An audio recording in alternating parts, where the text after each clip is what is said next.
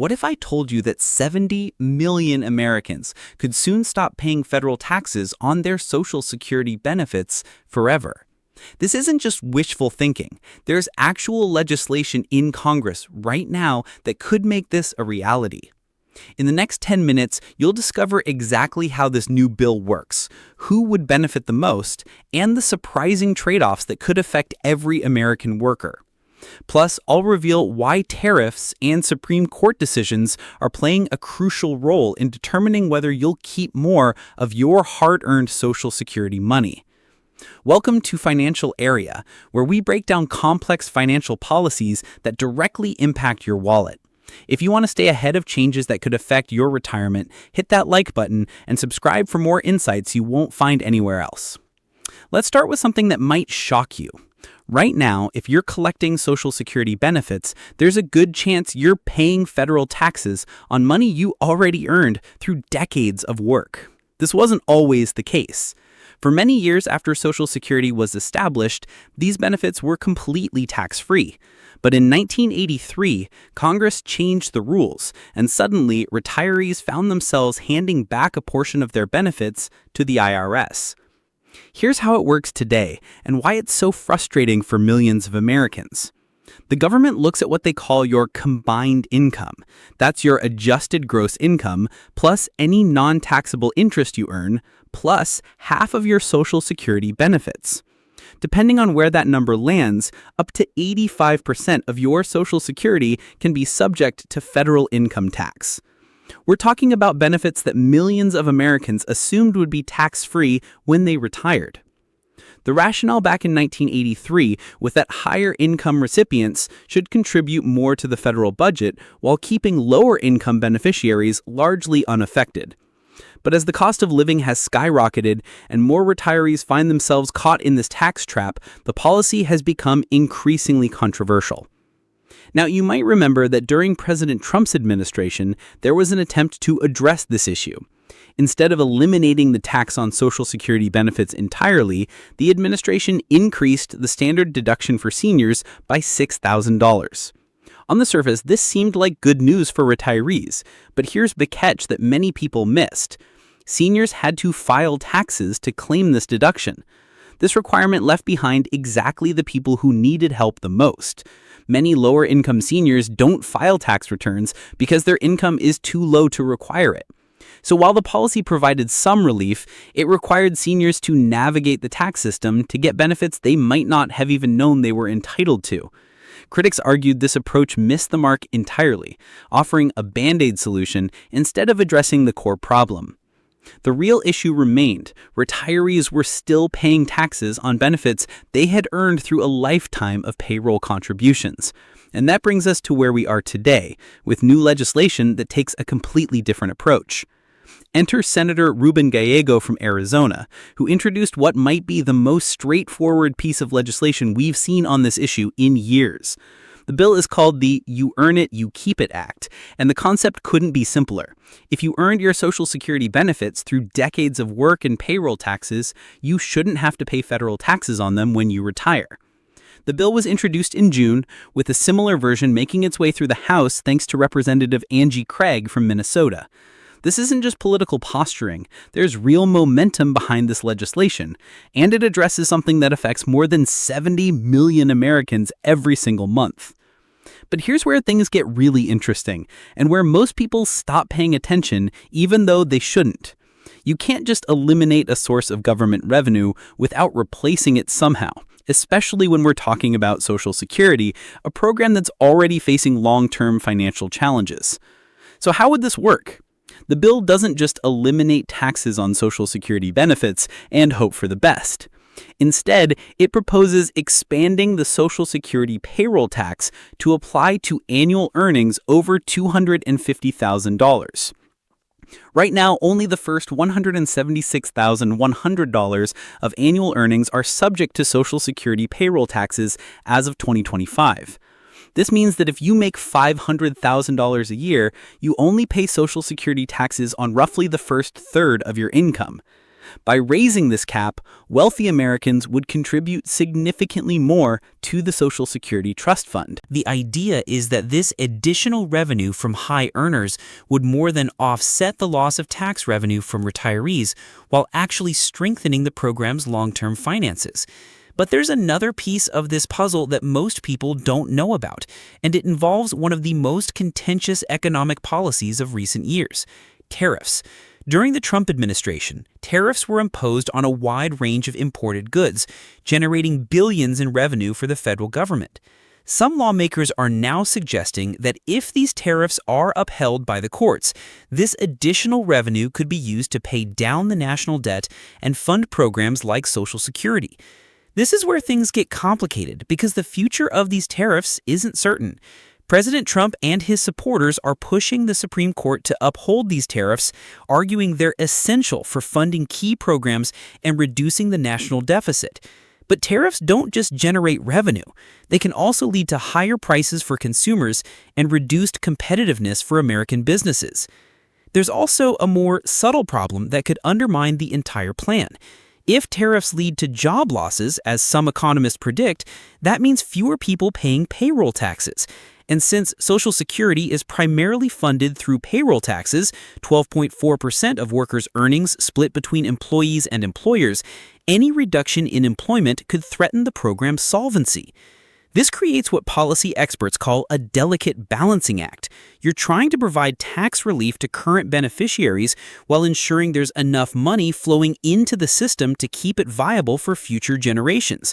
It's like trying to fill a bucket while someone else is drilling holes in the bottom. And that brings us to one of the most critical issues facing Social Security today. The program is already in financial trouble. The Social Security Trust Fund is projected to become insolvent within the next decade unless significant changes are made.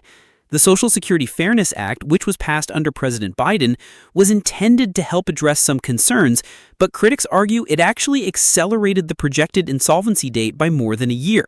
This is why the debate over eliminating Social Security taxes is so complex. Every dollar you remove from federal revenue has to come from somewhere else. And if you get the math wrong, you could end up making the problem worse instead of better. Now, let's talk about who would actually benefit if this legislation passes, because the answer might surprise you. While eliminating federal taxes on Social Security benefits sounds like it would help everyone equally, that's not how it would work in practice. The biggest winners would be middle and high-income retirees who currently pay taxes on their Social Security benefits. If you're a retiree with moderate to high income from pensions, investments, or part-time work, you could see significant tax savings. We're talking about thousands of dollars per year for some households. But here's what's interesting. The lowest income beneficiaries, those living below the poverty line or receiving less than $20,000 per year, wouldn't see much benefit at all. That's because they're already exempt from paying taxes on their Social Security benefits under current law. So while this legislation would provide substantial relief to middle-class and wealthy retirees, it would do very little for the most vulnerable seniors. This has led to some lawmakers to suggest a different approach entirely. Instead of eliminating taxes for all Social Security recipients, they're proposing more targeted relief. There have been discussions about increasing benefits for those receiving less than $2,500 per month in Social Security payments. This would provide direct assistance to those who need it most, rather than offering blanket tax relief that primarily benefits higher-income retirees. The fairness question is central to this entire debate. Should all beneficiaries receive tax relief, or should resources be targeted to those who need them most? Should higher income earners pay more into the system to support its long-term viability? These aren't just policy questions. They reflect deeper disagreements about the role of government, wealth distribution, and what we owe to different generations. There's also the question of unintended consequences. Eliminating Social Security taxes could actually make the program's long-term financial problems worse, not better. Even with the proposed increase in payroll taxes for high earners, some economists worry that the math doesn't add up. If the Supreme Court strikes down the tariffs, or if economic policies lead to significant job losses, the additional revenue might not materialize as expected. This is particularly concerning, given that Social Security isn't just facing a funding shortfall, it's facing a demographic crisis. As baby boomers retire in record numbers and life expectancy continues to increase, there are fewer workers supporting each retiree. Any policy that reduces revenue to the system needs to be very carefully calibrated to avoid making this problem worse. But let's also consider the human side of this equation. For millions of retirees, paying taxes on Social Security benefits feels fundamentally unfair. They contributed to the system for decades through payroll taxes, with the understanding that these benefits would provide financial security in retirement. Being taxed again on this income strikes many as double taxation, especially when they're already dealing with rising healthcare costs, inflation, and fixed incomes. The emotional and political appeal of eliminating these taxes is undeniable. It's easy to understand, it provides immediate relief to millions of people, and it addresses a genuine source of frustration. But good policy isn't always politically popular, and popular policy isn't always financially sound. So where do we stand right now? The You Earn It, You Keep It Act represents the most serious legislative effort to eliminate Social Security taxes in recent memory. It has bipartisan elements. After all, both Democrats and Republicans have constituents who would benefit from this change. But it also faces significant hurdles. Any legislation that affects Social Security has to navigate complex budget rules, concerns about the program's long-term solvency, and broader debates about tax policy and government spending. The proposal to raise the payroll tax cap for high earners will face opposition from wealthy individuals and the businesses that employ them. The reliance on tariff revenue adds another layer of uncertainty, especially with the Supreme Court case pending. Meanwhile, the clock is ticking on Social Security's financial health. Every year that passes without significant reform brings the program closer to insolvency. While eliminating taxes on benefits might provide relief to current retirees, it could accelerate the timeline for benefit cuts that would affect future generations. This is why staying informed about these issues is so crucial, whether you're currently receiving Social Security, approaching retirement, or decades away from it. The decisions being made right now will shape the retirement landscape for generations to come. Changes to Social Security taxation could affect everything from retirement planning to family financial strategies to the broader economy. The stakes couldn't be higher for these 70 million Americans who depend on Social Security every month. While the promise of eliminating taxes on these benefits is appealing, the reality is far more complex. The interplay between tax policy, tariffs, payroll taxes, and program solvency creates a web of considerations that policymakers must navigate very carefully. What happens next depends on several factors that are largely out of individual control: Supreme Court decisions, congressional negotiations, economic performance, and political priorities.